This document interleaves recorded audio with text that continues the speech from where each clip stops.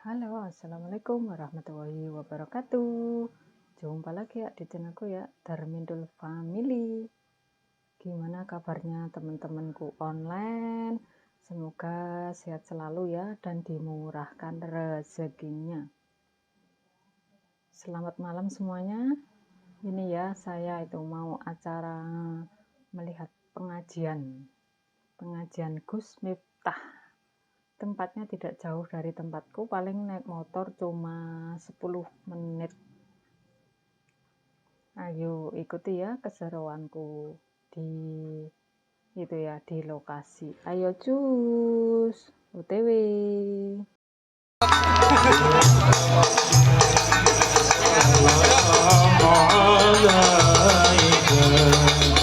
Ya Rasul salam alaika, ya Habib salam alaika, salawatullah alaika. Allah Ya Nabi salam alaika, ya Rasul salam. فانتفض منه القدور مثل حسنك ما رأينا. Ya Rasul salam alaika, ya Habib. Warahmatullahi wabarakatuh. Waalaikumsalam warahmatullahi wabarakatuh. Alhamdulillahi rabbil alamin wa kafa. Assalatu wassalamu ala sayyidina Muhammadinil Mustafa wa ala alihi wa sahbihi ahli sidqi wal wafa. Rabbi shrahli sadri wa yassirli amri wahlul 'uqdatam min lisani yafqahu qawli, amma ba'du. Hadratal muhtaramin, para masyayikh, para kiai, para habaib, para ulama, tokoh agama, tokoh masyarakat, para sepuh bini sepuh yang saya muliakan, para pejabat yang berkenan hadir dalam semua tingkatannya, termasuk TNI Polri yang saya hormati, segenap panitia pengajian dalam rangka tasyakuran Rantau Sumber Jengkol atau Gempol, Kabupaten Tulungagung. Bapak Ibu kaum muslimin wal muslimat, warga masyarakat Tulungagung rahimakumullah. Makan jagung, minumnya susu. Hai orang Tulungagung, I love you. Atas izin Allah, malam hari ini kita semuanya dipertemukan di satu tempat yang menurut informasi dari hadis yang saya baca, tempat-tempat seperti inilah yang dimaksud dengan taman surga. Nabi Muhammad SAW pernah bersabda, "Idza marartum biryadil jannah farta'u." Ketika engkau melintasi taman surga, singgahlah. Kemudian para sahabat bertanya kepada Nabi, "Nabi, kita masih hidup, kita masih ada di dunia, adakah taman surga yang ada di dunia?" Wa ma hiya khilaqud dzikri ya Rasul, wa ma hiya riyadul jannah ya Rasulullah.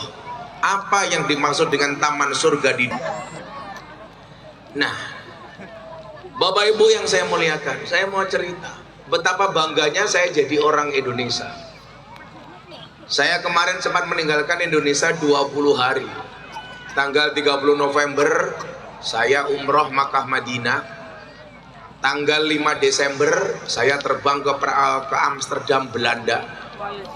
Tanggal 10 saya terbang ke Perancis. Tanggal 14 saya terbang ke Doha, Qatar. Puncaknya tanggal 18 saya menyaksikan final Piala Dunia. Walaupun jagoan saya kalah, Brazil. Saya bukan mau cerita itunya Bapak Ibu. Yang saya ceritakan adalah kenapa saya bangga jadi orang Indonesia. Walaupun tentunya banyak hal yang harus kita perbaiki. Saya lebaran kemarin juga pas umroh akhir Ramadan di Mekah, saya menyengajakan diri seperti apa suasana malam takbiran di kota Mekah. Ternyata mahal-mahal saya bayar umroh akhir Ramadan, pengen tahu suasana kota Mekah di saat malam takbiran. Ternyata yang saya bayangkan tidak seindah faktanya. Tidak ada satu masjid dan musola pun yang melantunkan takbiran seperti di Tulung Agung. Coba Anda bayangkan kalau di Tulung Agung malam takbiran, Pak. Masya Allah, festival takbir. Ngalor ngidul, anak-anak Ansor ngurip ke mercon. Dor.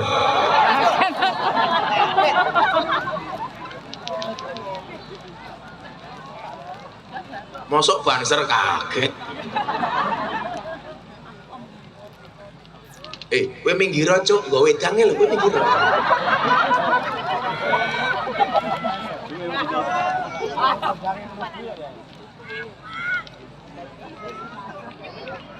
Dari satu masjid ke masjid yang lainnya, suaranya syahdu, romantis. Bahkan banyak orang mendengarkan takbiran menangis, apalagi janda baru. Begitu saya ke Mekah, ternyata nggak ada sama sekali. Akhirnya saya memutuskan keluar kota Mekah.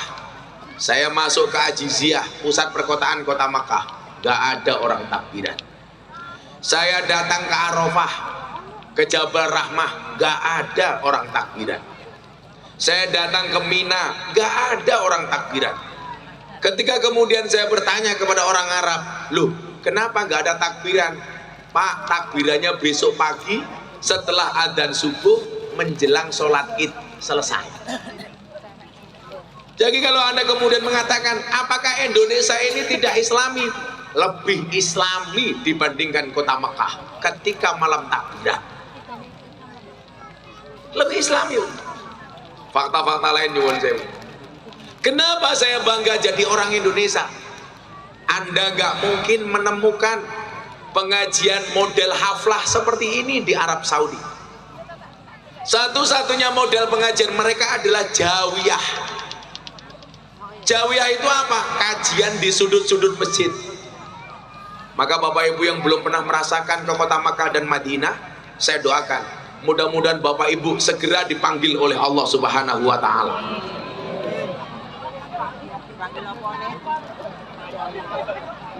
Lah cangkem kurung rampung kowe wis sami.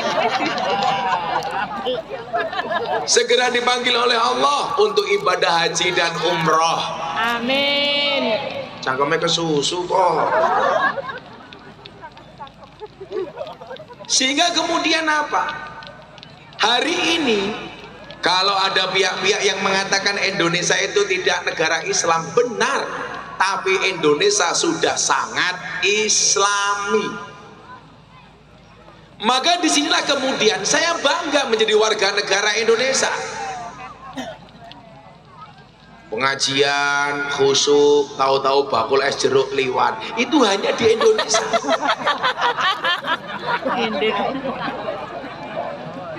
Santai banget kayak orang di Josobus.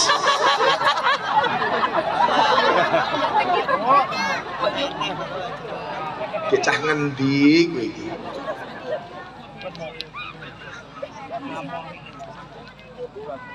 Nah, maka kemudian hari ini tugas Ansor Banser. Saya melihat adanya pihak-pihak yang tidak nyaman dengan keberadaan tidak asing dengan Banyuwangi. Karena saya dulu tirakat di Alas Purwo. Bahasa mereka apa Pak? Son sembur semiki Mas yo tau dan jero ati ana suarane ra ana wujude ento jenenge Banyuwangian. Nyebrang dikit satu Propo kabupaten sudah terpengaruh dengan bahasa Madura. Durmak bu abu. Saya kemarin baru mengumpulkan 200 gus-gus Madura di tengah laut, nyebrang dari Surabaya ke Madura. Bahasanya sudah beda lagi. Ada orang Madura di sini, Pak? Gak ada. Bahasanya sudah beda lagi, Madura. Nyebrang dikit, ketemu Kota Pahlawan, Surabaya. Sama-sama bahasanya, Bu, dialeknya berbeda, agak kasar dikit. Jancuk, itu Jawa Timur, Surabaya. Saya kemarin ditanya wartawan pengajian di Tugu Pahlawan, ditanya, kok Gus Miftah sering bilang jancuk? Iya, dalam rangka mempertahankan kearifan lokal. Jangan sampai jancuk diaku-aku oleh orang Malaysia. Makanya saya harus melestarikan dengan mengatakan jancuk. Karena semakin sering saya ngomong jancuk, berarti Malaysia tidak berani mengklaim jancuk sebagai miliknya.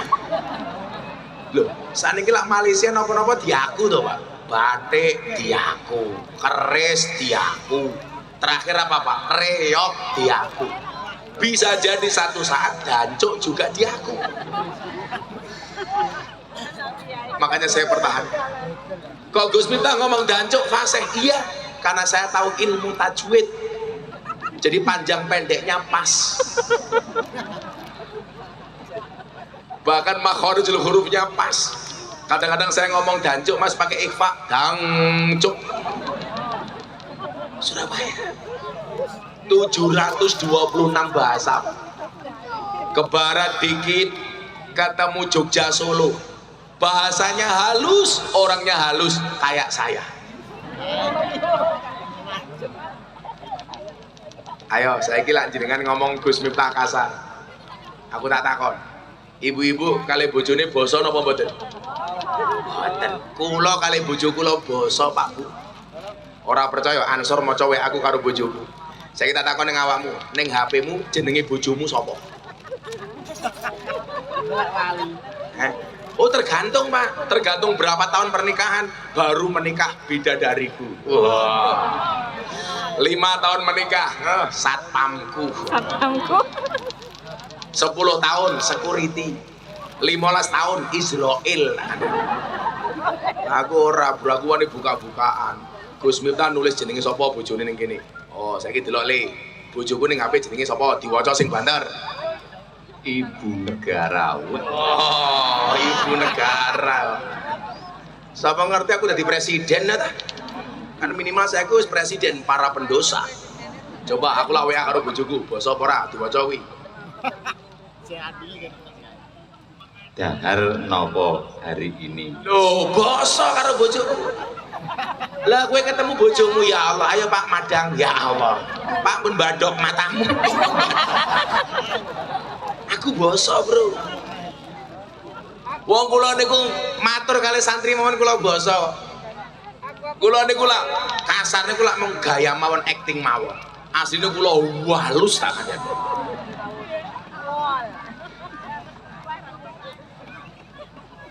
Bu, basa mboten? Ngene wae. Umpami jenengan kula ajak ndonga, bar ndonga niki jenengan iso basa karo bojone. Kersa napa mboten? Sing jawab kersa kali kula. Bismillahirrahmanirrahim. Sanggon-gon wong ndonga tangane diangkat malah nyangga uang ki ngopo? Kamu terpesona dengan ketampananku ya? Atau jangan-jangan kamu janda?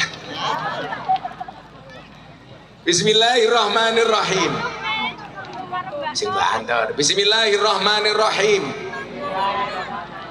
Ya Allah Gusti, kula nyuwun dumateng panjenengan sawangsule kula keng pengajian menika kula niat ajeng basa kalih bojo kula. Yen kula mboten basa, kula siap. Yen lambe kula udunen. Ayo sing lanang. Amin Allahumma. Amin.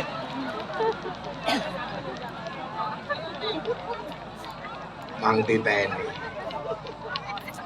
Kok seminggu meneh ibu-ibu sumber Sambi Robyong cangkeme merongos iku berarti mergo ora basa karo bojone. Bu, amin Allahumma iya.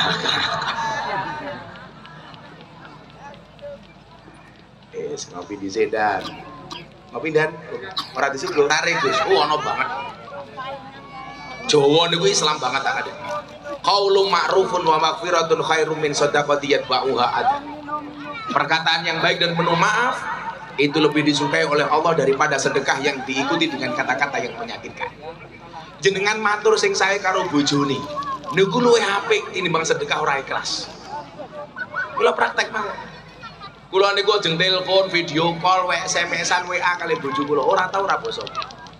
Awale bojo kula ora iso basa, padahal tiyang Yogya kula tiyang Lampung. Mbah kula niku lak Lampung. Nyuwun bapak kula niku lak Lampung. Ning mbah kula Ponorogo. Begitu kula rabi kali bojo kula ngomongnya kasar nih kok. Sing basa kula. Ayo Pak Lurah, bojomu basa ora? Ora tenane ra. Nggih apa? Nggih.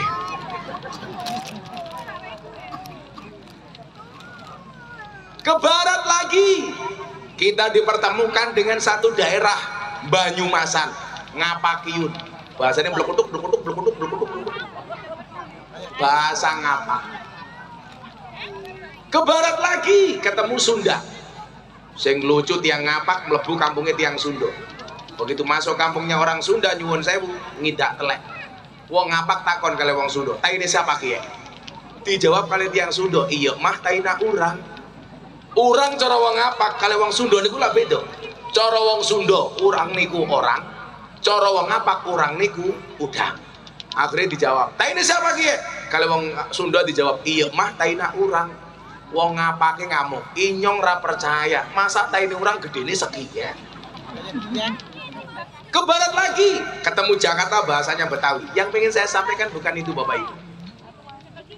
726 bahasa yang ada di Indonesia. Ternyata apa? Walaupun kita berbeda bahasa, ternyata kita bisa hidup di satu negara yang sama, namanya Indonesia. Kalau kemudian kita kembali kepada Al-Hujurat, bukan hanya perbedaan bahasa yang ada di Indonesia, tapi juga perbedaan suku, budaya, bahkan agama. Maka kemudian apa?